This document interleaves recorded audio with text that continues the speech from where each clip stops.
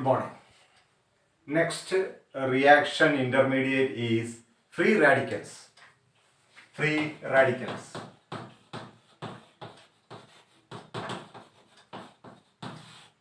The third reaction intermediate. First one was carbocation. Second one is carbanion. And the third reaction intermediate is free radicals. What are free radicals? Free radicals are atoms or groups with an unshared pair of electron. Atom or group with an unshared pair of electron. This free radical is formed by the homolytic cleavage of a sigma bond. So look at it here. Free radicals means atoms or groups with unshared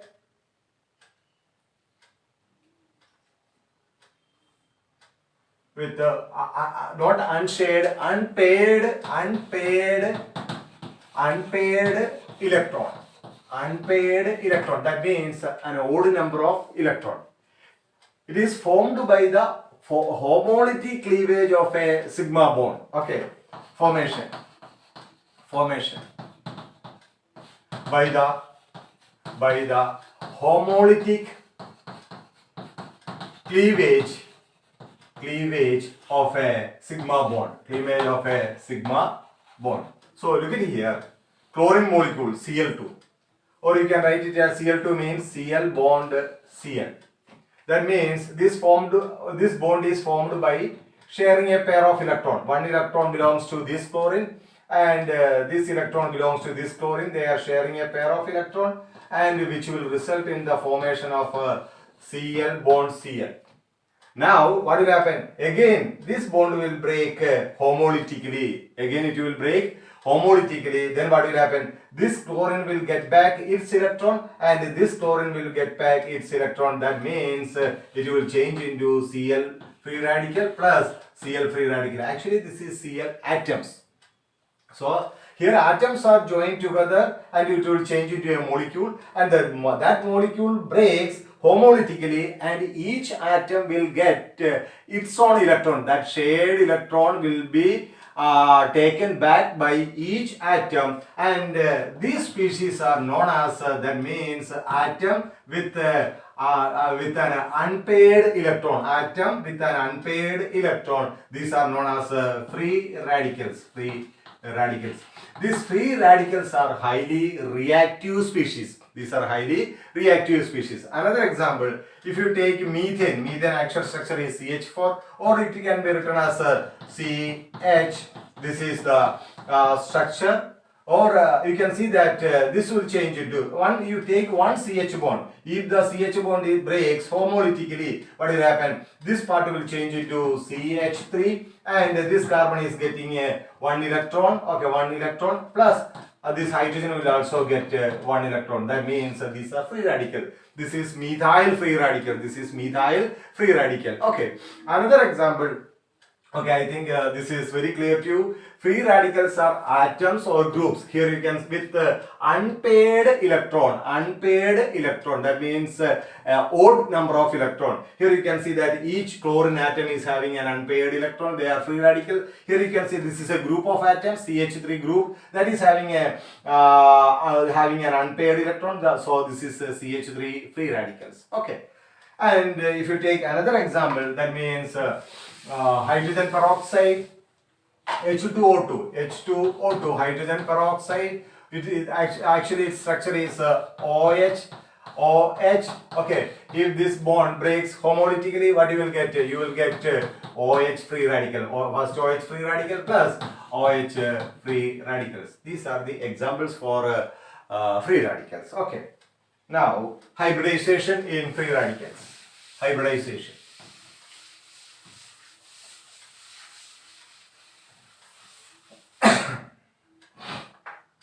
Hybridization in free radicals.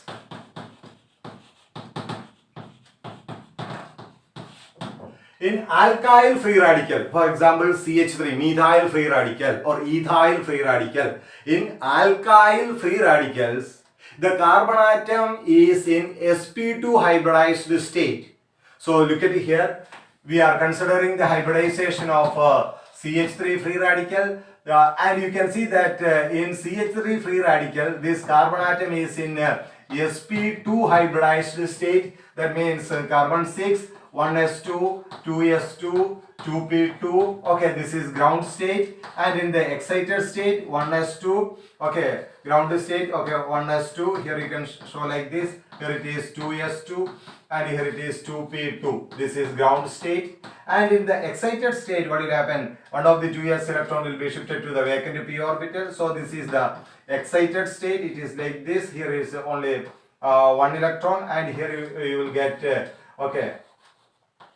One electron is shifting to this vacant p orbital. So okay, here it is like this, and this is sp2 hybridized state, means one s orbital and two p orbital. This will mix together, and what we get? We get three sp2 hybridized orbital. One s and two p will mix together, and we are getting three hybridized orbital. Each hybridized orbital is sp2. This is sp2, this is sp2, and this is also sp2, and we are having a p orbital. This is the p orbital. This p orbital is having unpaired electron. This is having an odd electron. This is having an unpaired electron. So there are three hybridized orbitals. Okay, that means if you take CH3 free radical, there are three hybridized orbitals. 1, 2, 3 hybridized orbitals, and this electron, this odd electron, is present on the unhybridized p orbital. This is the odd electron,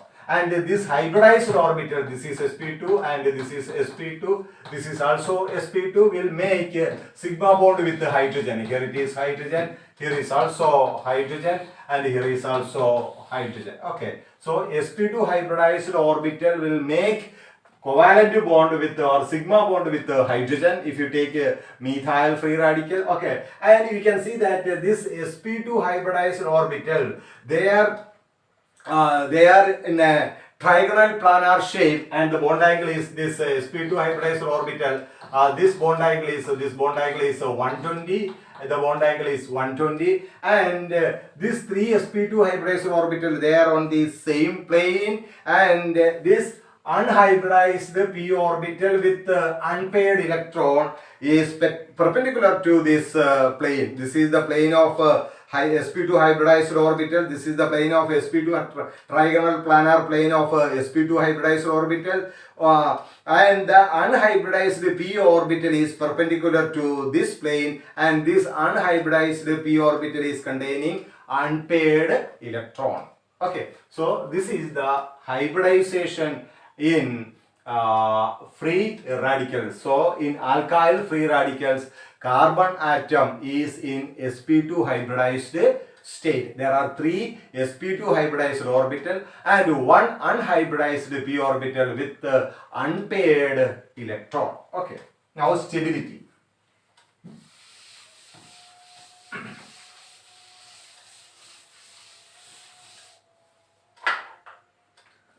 Stability.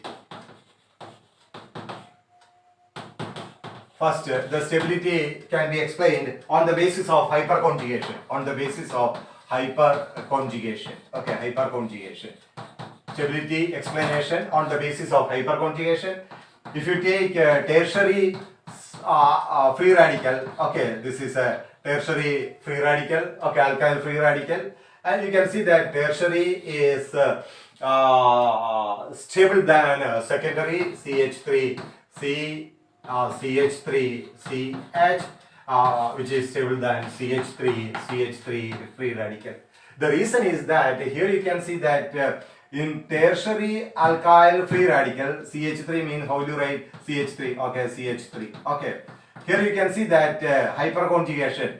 This odd unpaired electron, and here you can see that this CH bond breaks homolytically, and what will happen here? It will change into H H free radical, and C will get C free radical, and this electron and this electron, they will join together, and it will change into a double bond.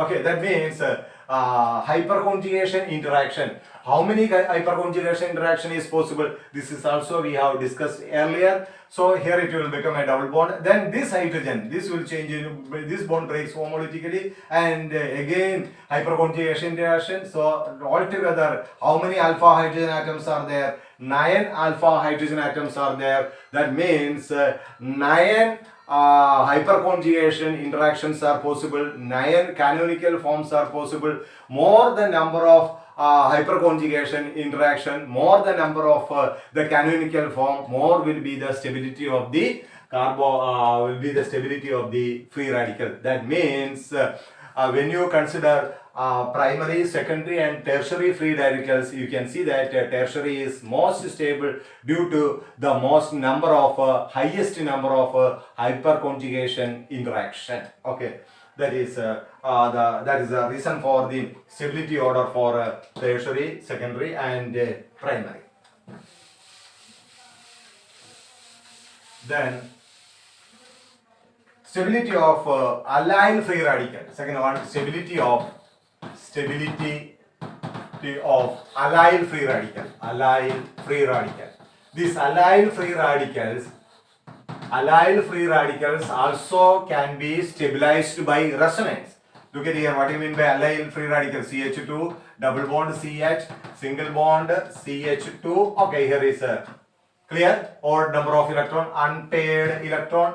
Now what is the resonance structure? This bond breaks homolytically. That means one electron belongs to this carbon and this electron belongs to this carbon. So this electron will join with correct? So it will change into CH2 free. Here it will become CH2 with the unpaired electron, and here it is CH double bond CH2. That means this type of resonance is possible in allyl free radical. So allyl free radical is can be stabilized by resonance. Next one is benzyl free radical. Benzyl free radicals. Okay, this also can be stabilized by resonance. Look at it here. What is benzyl free radical? Here it is CH2 with unpaired electron. This is a benzyl free radical. So what will happen? This electron will be shifted to here. Then this bond means a pair of electron. This will be shifted to here. Okay, and here it will become a double bond. Okay, so and again in the next slide, this will come here and this bond will break one electron. So here it will become a double bond. That means in benzyl free radical also resonance is possible. Therefore benzyl free radical also can be stabilized by resonance. Okay, so that's all about free radicals. Okay, the last reaction intermediate, free radicals. Thank you.